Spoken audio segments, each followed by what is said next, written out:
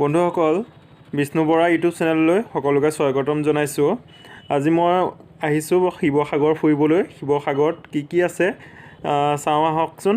আৰু প্ৰথমতে এতিয়া ৰংঘৰলৈ আহিছোঁ। ৰংঘৰ আহি পাইছোঁহি। এতিয়া ৰংঘৰৰ ভিতৰলৈ সোমাই গৈছোঁ আৰু টিকেট ইয়াত লোৱা হয়। টিকেট লৈছিলোঁ 25 টকাকৈ।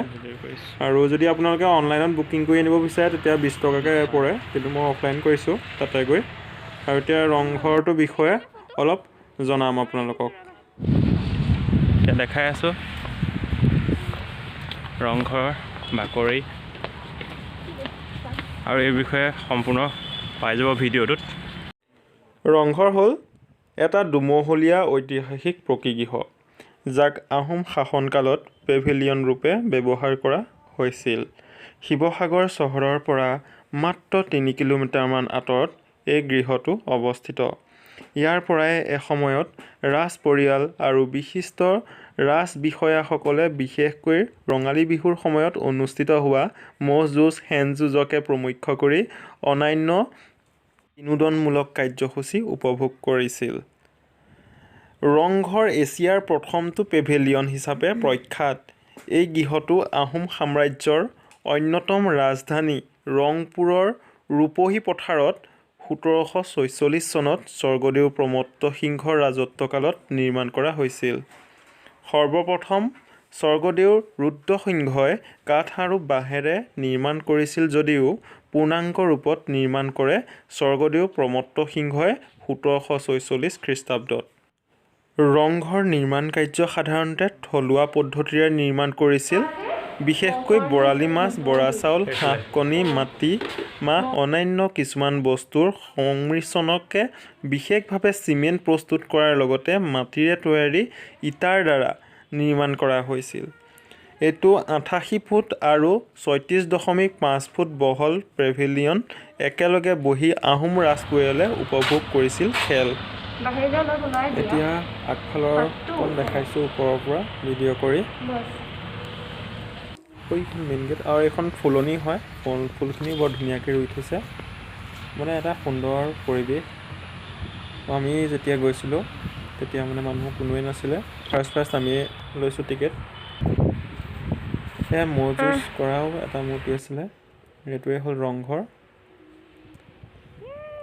তাৰপৰা এইটো মই ৰখি আছোঁ আৰু ভিডিঅ' কৰিবলৈ দিছিলোঁ তেনেকৈ। তাতে ভালেই লাগিলে, বহুতেই ভাল লাগিলে। শিৱসাগৰত চাগে মোৰ এইবাৰ ৰংঘৰ প্ৰথমবাৰ গৈছোঁ। আৰু এইখনো ফুলনি চাওক, তলৰ পৰা দেখাইছোঁ অলপ চিনেমেটিক দেখুৱাইছোঁ অকণমান। ঠিক আছে, ৰংঘৰ বিষয়ে এইখিনিকে ক'লোঁ। এতিয়া চাওঁ আহক তলাতল ঘৰ। এতিয়া আমি তলাতল ঘৰৰ ওচৰ পাইছোঁহে, আৰু তলাতল ঘৰটো দেখাম আপোনালোকক। এতিয়া পাইছোঁহি তলাতল ঘৰ।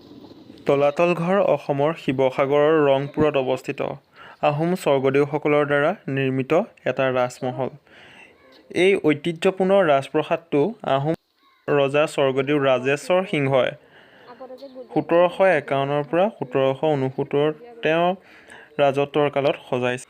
তলাতল ঘৰ আহোম ৰাজ্যৰ স্মৃতিচিহ্নসমূহৰ ভিতৰত আটাইতকৈ আকাৰত ডাঙৰ হয়। এতিয়া চাওঁ আহক শিৱদৌল। এতিয়া আমি আহি পাইছোঁহি শিৱদৌল। শিৱদৌলৰ বিষয়ে অকণমান ক'ম। শিৱদৌল শিৱসাগৰ জিলাৰ শিৱসাগৰ নগৰৰ শিৱসাগৰ পুখুৰীৰ বৰপুখুৰীৰ পাৰত অৱস্থিত। স্বৰ্গদেউ শিৱসিংহই প্ৰথমা ৰাণী বৰৰজা ফুলেশ্বৰী কুঁৱৰীৰ মৃত্যুৰ পাছত তেওঁৰে বিবাহিতা ভনীয়েক দ্ৰুপদীক বিবাহ কৰাই অম্বিকা কুঁৱৰী বা মদান্বিকা নাম দি বৰৰজা পাতিছিল। এইগৰাকী কুঁৱৰীৰ নিৰ্দেশমৰ্মেই 1731 খ্ৰীষ্টাব্দত সোণৰ কলচীৰে সৈতে শিৱদৌল, দেৱীদৌল আৰু বিষ্ণুদৌল নিৰ্মাণ কৰাৰ লগতে শিৱসাগৰ পুখুৰী খন্দোৱা হৈছিল। এই দৌলটো অসমৰ সকলোবোৰ দৌলতকৈ ওখ দৌল। কৰ্দৈসৰীয়া এই দৌলৰ উচ্চতা 120 হাত আৰু দৌলটিৰ ওপৰত থকা কলচীৰ উচ্চতা 7.5 ফুট। আৰু এতিয়া শিৱসাগৰ পুখুৰী। এতিয়া আমি গৈ আছোঁ অসম টাই যাদুঘৰ শিৱসাগৰ, আৰু সেই টাই যাদুঘৰটো শিৱসাগৰ পুখুৰীৰ লগতে লাগিয়ে আছে। শিৱদৌল, শিৱসাগৰ পুখুৰী, অসম টাই যাদুঘৰ। আৰু এতিয়া টাইজাদুঘৰত কি আছে ভিডিঅ'টো দেখুৱাম, চাই যাব। আৰু যদি চেনেলটো ছাবস্ক্ৰাইব কৰা নাই এতিয়ালৈকে চেনেলটো প্লিজ ছাবস্ক্ৰাইব কৰি ৰাখিব আৰু ভিডিঅ'টোৰ শেষতে লাইক কৰি দিব। এতিয়া আহকচোন চাওঁ। এতিয়া আমি টাইজাদুঘৰলৈ সোমাই আহিছোঁ আৰু ইয়াত টিকেট ল'ব লাগিব। টিকেটটো লৈ লওঁ ফাৰ্ষ্টতে।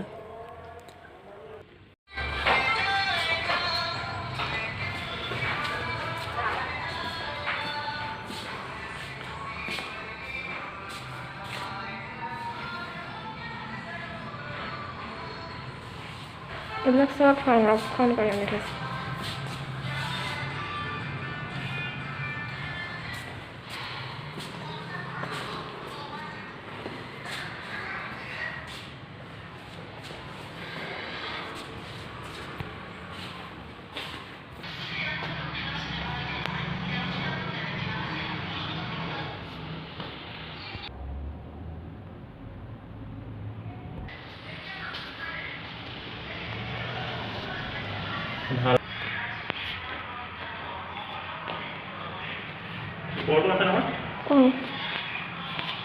সেইকাৰণে লৰালৰিকৈ চাইছোঁ আৰু। মলাচৰো দেখিছা? এইটো চোৱা মলাচৰ।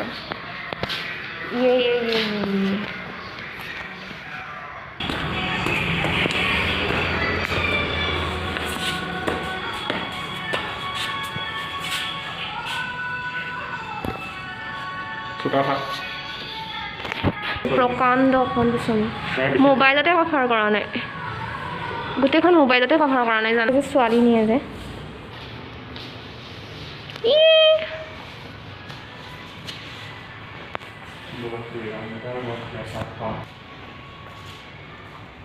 এইবিলাক চব ৰজাৰ দিনৰ কাপোৰ।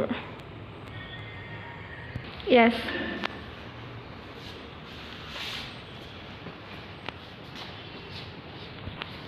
এইপিনে চাই দিয়া।